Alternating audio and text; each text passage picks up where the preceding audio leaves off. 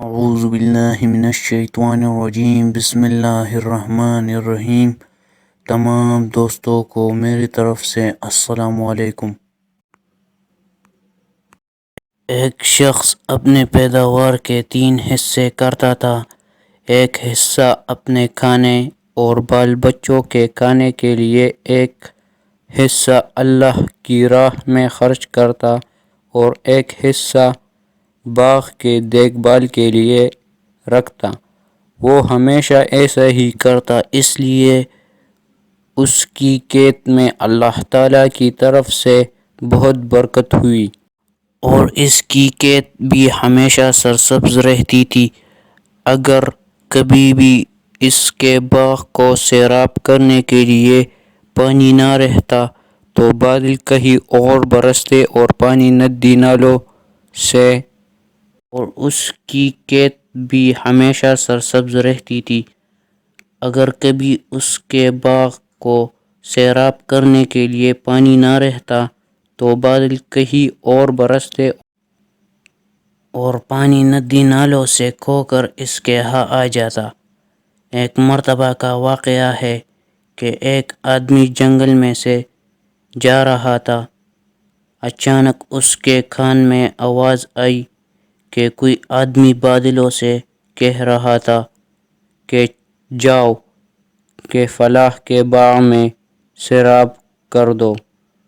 بادلوں کو حکم دینے والا شخص نے باغ کے مالک کا نام بھی لیا، چنانچہ وہ بادل وہاں سے ہٹ کر ایک پتھریلی پر خوب بارش برسائی اور پانی بہہ کر زمین کے ایک نہر جا پہنچا، اور نہر اس آدمی کے باغ میں آتی تھی۔ اب وہ آدمی جو جنگل میں بادلوں کا منظر دیکھ رہا تھا، وہ اس بہتے ہوئے پانی کے ساتھ ساتھ چل پڑا، یہ دیکھنے کہ آخر یہ پانی کس کے باغ کو سیراب کرتا ہے، آخر میں ماجرا کیا ہے اور یہ کس بزرگ کی کرامت ہے۔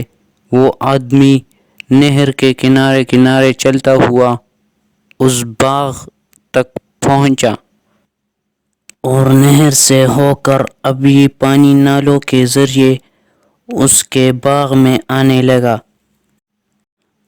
اور ایک باغ کو سیراب کرنے لگا۔ اس باغ میں ایک بزرگ پانی کو ادھر ادھر بکھیرنے لگا تاکہ پانی پورے باغ میں پھیل جائے۔ اس راہ گیر مسافر نے ان سے پوچھا کہ حضرت آپ کا نام کیا ہے؟ اس بزرگ نے وہی نام بتایا جو اس مسافر نے باغ میں سنا تھا۔ اس بزرگ نے راہ گیری پوچھا کہ بھائی، آپ میرا نام کیوں پوچھ رہے ہیں؟ کیا آپ کو مجھ سے کوئی کام ہے؟ اس مسافر نے کہا کہ میں جنگل سے گزر رہا تھا، وہاں میں نے ایک عجیب منظر دیکھا کہ کوئی آدمی بادلوں سے کہہ رہا تھا کہ وہ آپ کے باغ کو جا کر سیراب کر دے۔ اس آدمی نے آپ کا نام بتایا تھا، وہ بادل کہیں اور برسا اور اس کا پانی لے کر نہر کے ذریعے پانی آپ کے باغ میں پہنچایا۔ یہ عجیب منظر دیکھ کر حقیقت جاننے کے لیے اس پانی کے ساتھ ساتھ چلتا آیا کہ دیکھوں کہ وہ کیسے بزرگ ہے جن پر یہ خاص رحمت ہے۔ پھر اس مسافر نے پوچھا کہ حضرت آپ کیا کرتے ہیں کہ اس باغ کو سیراب کرنے کے لیے غیبی انتظام ہو جاتا ہے؟ بزرگ نے بتایا، اس باغ سے مجھے جو کچھ بھی ملتا ہے اس کے میں 3 حصے کرتا ہوں، ایک حصہ اپنی اولاد کے لیے اور ایک حصہ اللہ کی راہ میں دیتا کرتا ہوں، اور ایک حصہ اس باغ کی دیکھ بھال کے لیے، اس لیے جب بھی میرے باغ میں پانی کی ضرورت ہوتی ہے تو قدرت کی طرف سے اس کا انتظام ہو جاتا ہے۔